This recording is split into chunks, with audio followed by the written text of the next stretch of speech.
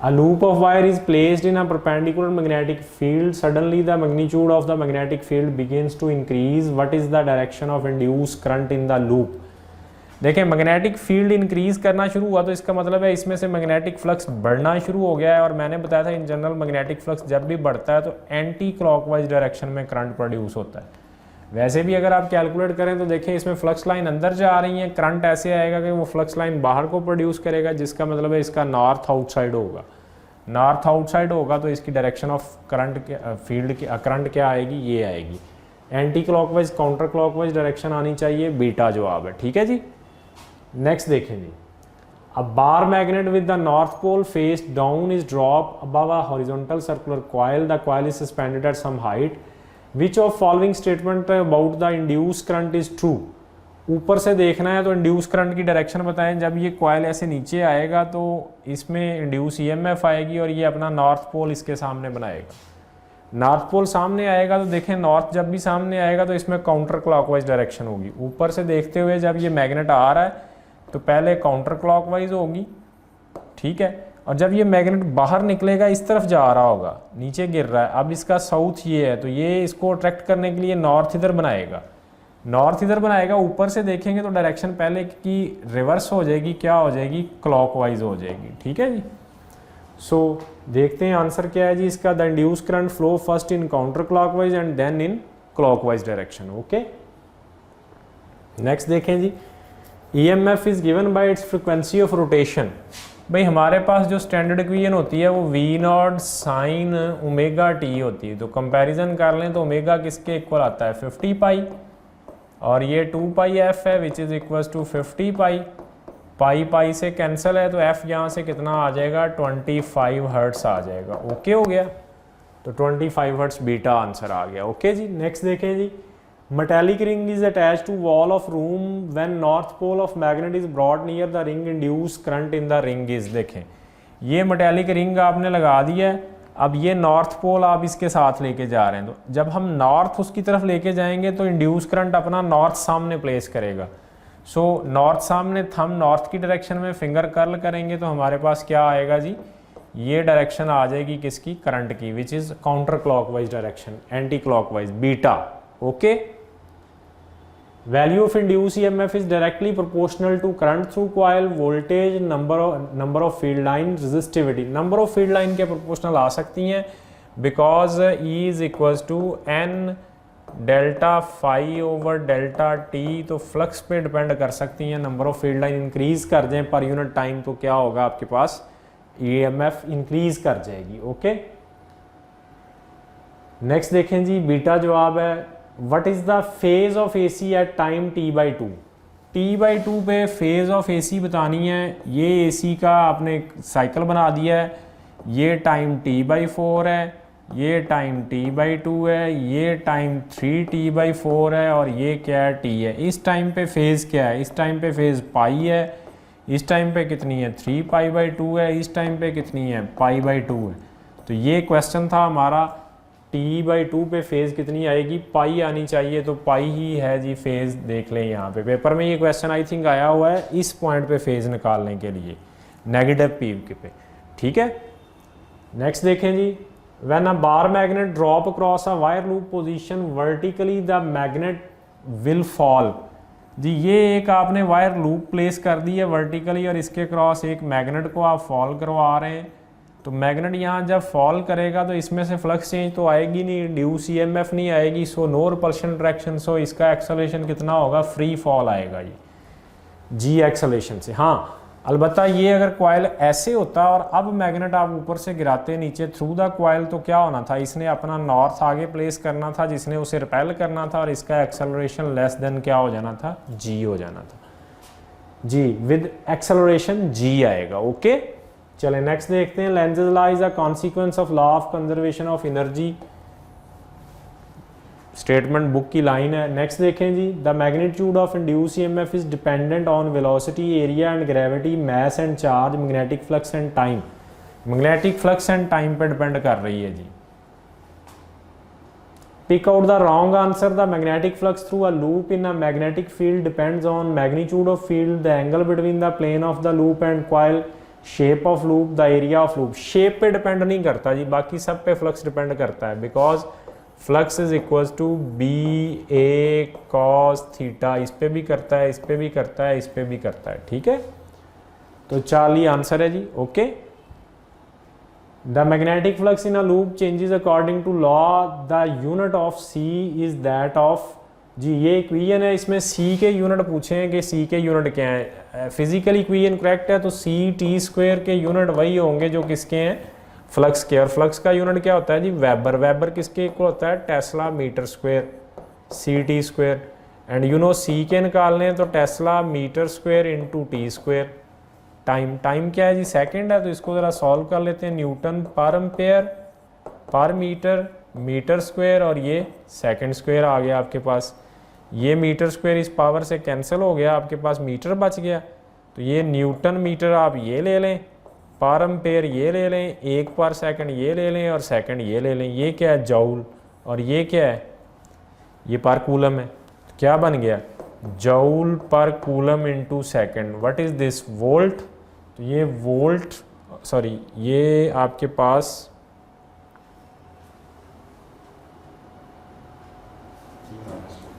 ठीक है जी, ये आपके पास c is equal to T square, और c उधर शिफ्ट हुआ तो ये -2 आना था जी, तो ये -1 था और एक -1 ये था, ये -1 आ गया, तो ये आपके पास वोल्ट बन गया। और ये क्या आ गया जी, पर सेकंड। सो वोल्ट ओवर क्या बन गया, ये टाइम। तो कौन सी ऑप्शन है जी इनमें, वोल्ट ओवर टाइम, ये ऑप्शन है जी, volt over time, beta option है, ओके। चलें जी नेक्स्ट देखते हैं। Bar magnet is pass through a wire loop, the induce current will be greatest when, जी a bar magnet is passed through a wire loop, the induced current will be greatest when the north pole of the magnet enter the coil first, the south pole of the magnet enter the coil first, the magnet move faster, the magnet move slow।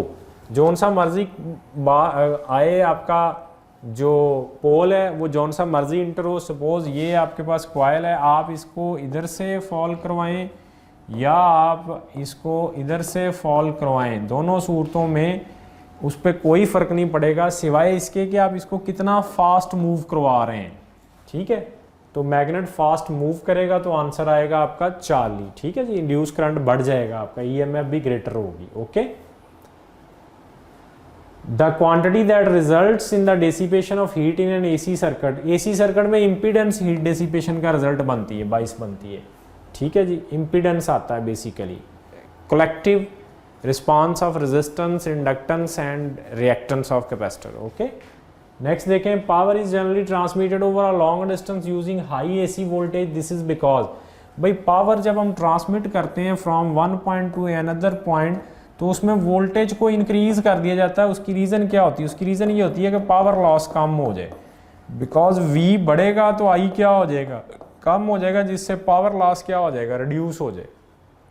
तो there is a less wastage of power in transmission at high voltage, ठीक है। Step up transformer लगाए जाते हैं।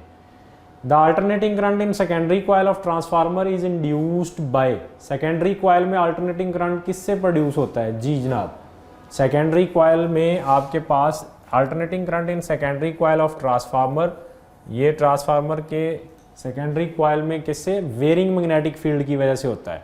Because आपके पास 2 coil होते हैं इस तरह से, और दोनों जो है जी वो इस तरह वाउंड किए हुए होते हैं। इसमें से आपके पास फ्लक्स जो है वो इंड्यूस फ्लक्स इधर जाता है आपके पास मैग्नेटिक फ्लक्स, जिससे इसमें एक इंड्यूस ईएमएफ आ जाती है। तो वो ईएमएफ बेसिकली वीएस होती है, किस वजह से आती है, इसमें मैग्नेटिक फील्ड के वेरी करने से। नेक्स्ट देखें, the ratio between primary and secondary current in a transformer does not depend on the, जी primary voltage, ratio of turn in the 2 windings, the ratio between primary and secondary current depend करती है जी इस पे, because आपके पास होता है I P over I S is equal to N S over N P is equal to V S over V P. तो इन पे डिपेंड करती है। बेसिकली ये कॉइल की करंट जो है वो कॉइल की रेजिस्टेंस पे भी डिपेंड करते हैं। तो नेचर पे वो आयरन है किस तरह का है उस पर डिपेंड नहीं करेंगे, ठीक है। 220 volt AC is supplied to primary of transformer and 22 volt AC is observed in the secondary. The transformation ratio is, transformation ratio NS over NP है जी, तो ये आ जाएगी आपके पास 22 डिवाइड बाय 220, तो इसको हम अगर देखें तो ये 1/10 बनता है, 0.1 आपकी ट्रांसफॉर्मेशन रेशो आ जाएगी जी, 40 जवाब, ठीक है जी। नेक्स्ट देखें जी, quantity that remains unchange in transformer is, voltage भी चेंज होती है, करंट भी चेंज होता है, फ्रीक्वेंसी चेंज नहीं होती, फ्रीक्वेंसी दोनों तरफ क्या रहती है, सेम रहती है, तो बीटा आंसर जी, ओके। नेक्स्ट देखें जी, current produce by moving the loop of wire across magnetic field is called induce current, simply induce current है, डेफिनेशन है। A copper ring having a cut such as not shown in to form complete loop, basically इसकी diagram miss है, तो ये इस तरह से होगी डायग्राम, देखें